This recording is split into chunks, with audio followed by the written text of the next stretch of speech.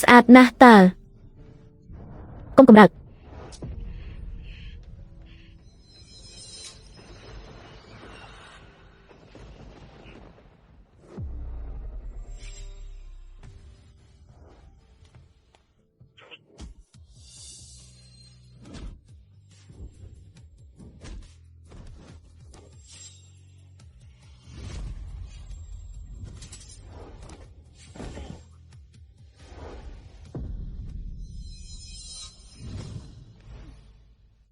មិនក៏មកយឺតម្លេះ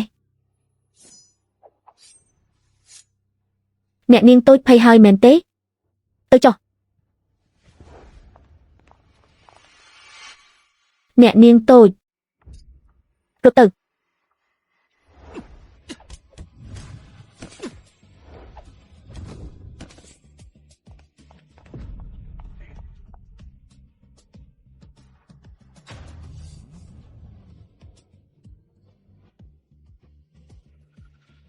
អ្នកនាងតូច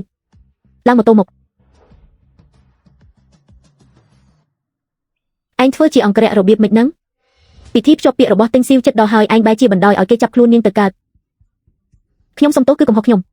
បើមានលើកក្រោយទៀតសូម្បីតែជីវិតថោកទាបឯង10ក៏សមមិនគ្រប់ដែរ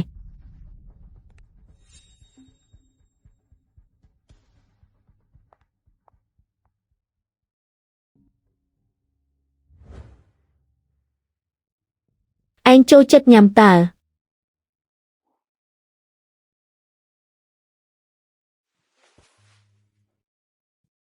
អរគុណណាស់អ្នកនាងតូចពិធីភ្ជាប់ពាក្យយប់នេះខ្ញុំគួរតែទៅទេស្រេចតែអ្នកនាងសម្រេចចិត្តចុះ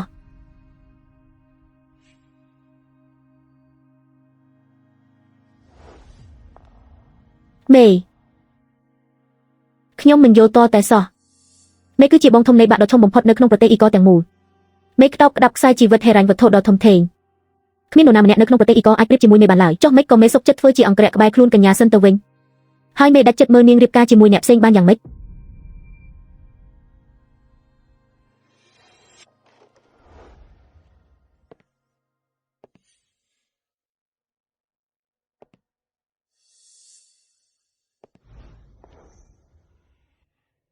លូឆិន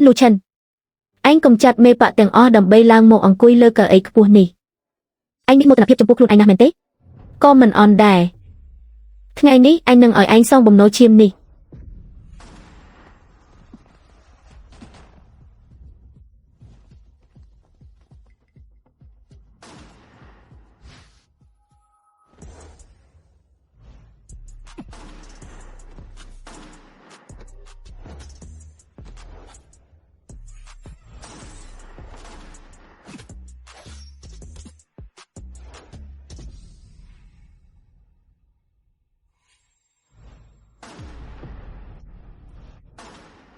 លូឆិននឹកមិនដល់មែនទេមនុស្សក្បែរខ្លួនឯងក៏មិនមានសុវត្ថិភាពដែរមេត្រូវរបួសហើយសៀវហីជួយការពារខ្ញុំផងខ្ញុំនឹងការពារមេត្រឡប់ទៅជួយជើឆាងទៅខ្ញុំអាចមើលថែខ្លួនឯងបានមេខ្ញុំប្រហែលជាមិនអាចត្រឡប់ទៅវិញបានទេជីវិតរបស់មេពិតជាមានតម្លៃខ្លាំងណាស់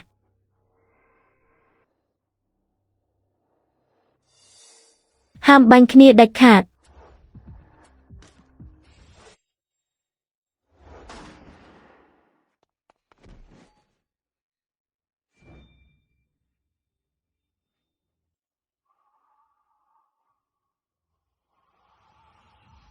ឯងនៅតែហូរឈាមតើឲ្យខ្ញុំជូនទៅមន្ទីរពេទ្យទៅល្អទេមិនបាច់ទេបើប៊ូឆ្លងមេរោគឯងនឹងស្លាប់មិនខានកុំខ្វល់ពីខ្ញុំអី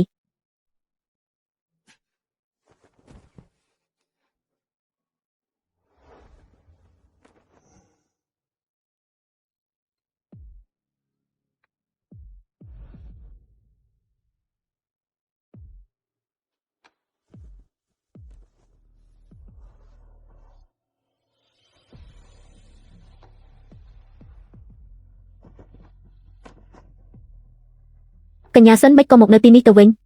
លោកម្ចាស់ឲ្យកញ្ញាត្រឡប់ទៅវិញជាបន្ទាន់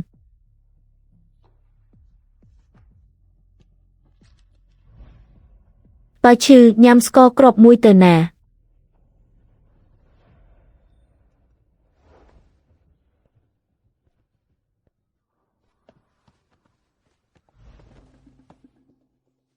មេមនុស្សទាំងអស់ត្រូវបានដោះស្រាយរួចរាល់ហើយពួកក្បត់ត្រូវបានកម្ចាត់អស់ហើយកញ្ញាសិន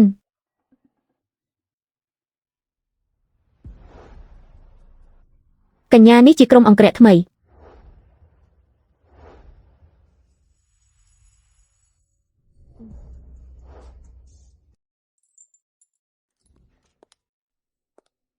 មើលទៅសមរម្យណាស់តើណោះបងស្រីគ្មានម្ដាយពិតជាគួរឲ្យអាណិតណាស់ពេលនេះបងគ្រាន់តែជាកូនជ្រូកដែលពួកយើងលក់ដើម្បីយកលុយតែប៉ុណ្ណោះខ្ញុំគ្មានម្ដាយមែនប៉ុន្តែបន្ទប់ដែលឯងកំពុងរស់នៅសប្តាហ៍ថ្ងៃដើមឡើយគ្រាន់តែជាបន្ទប់តុបតែងខ្លួនរបស់ម្ដាយខ្ញុំប៉ុណ្ណោះចុះមិនក៏ឯងគ្មានបន្ទប់ផ្ទាល់ខ្លួនអញ្ចឹងឬមួយក៏ម្ដាយឯងមិនព្រម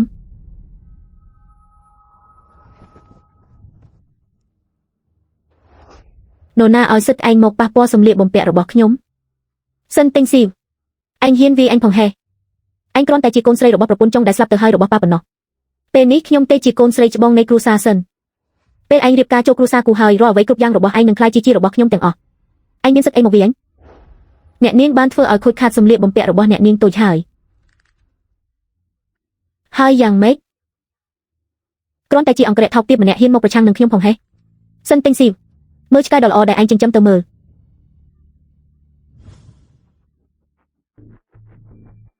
លើកក្រោយបើហ៊ានប៉ះខ្ញុំទៀតប្រយ័ត្នលូឈិនខំឯងឲ្យងាប់ទៅណា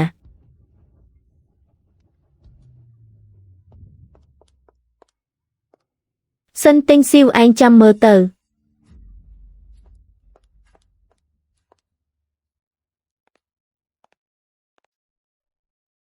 លូឈិនឯងធ្លាប់គិតទេបើខ្ញុំរៀបការទៅហើយគូជឹងស៊ីងធ្វើបាបខ្ញុំ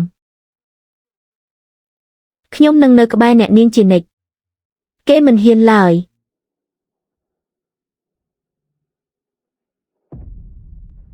នរណាត្រូវការឲ្យឯងមកនៅក្បែរនោះ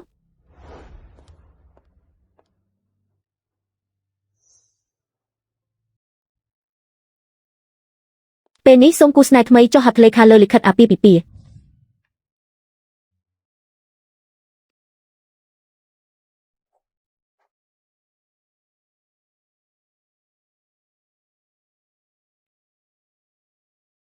ថ្ងៃនេះដៃខ្ញុំមិនសូវស្រួលទេកាន់ប៊ិចមិនជាប់ឡើយឬមួយក៏លូឈិនឯងជួយចុះហត្ថលេខាជំនួសខ្ញុំទៅបណ្ដោយឲ្យអង្គរៈចុះហត្ថលេខាជំនួសអញ្ចឹងហេនេះវាជាសម្ដីឈួតឡប់អីហ្នឹង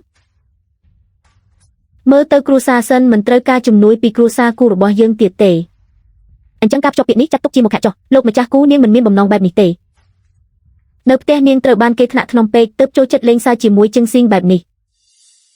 មែនទេទិញស៊ីវបើគ្រួសារគូលុបចោលការភ្ជាប់ពាក្យគ្រួសារសិននឹងត្រូវវិនិច្ឆ័យមិនខានចាស់ខ្ញុំគ្រាន់តែឃើញពិធីនេះអាធិកអធមពេកទើបចង់លេងសើចបន្តិចបន្តួចដើម្បីឲ្យគ្រប់គ្នាសប្បាយចិត្តប៉ុណ្ណោះ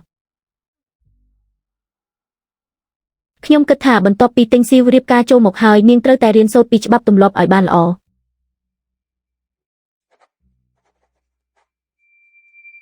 ខ្ញុំនិងម្ដាយរបស់ខ្ញុំពិតជាមានជីវិតលំបាកណាស់ទើបតែបានរស់នៅស្រួលក្នុងគ្រួសារសិនបានពី3ថ្ងៃសិនវិញអាសម្លាញ់ចាស់នោះក៏ស្លាប់បាត់ទៅបន្សល់ទុកតែសិនទិញស៊ីវអាមនោះឥតប្រយោជន៍ម្នាក់នេះ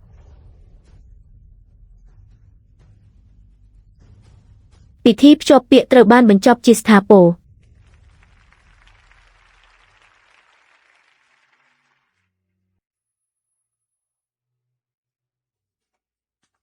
យកទៅចុះ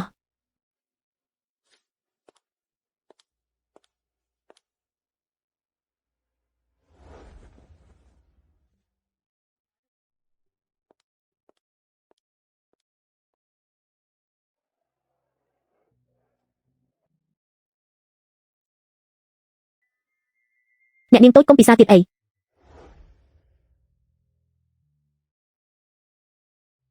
ថ្ងៃនេះជាថ្ងៃមង្គលរបស់ខ្ញុំហេតុអីក៏ខ្ញុំមិនអាចផឹកបាន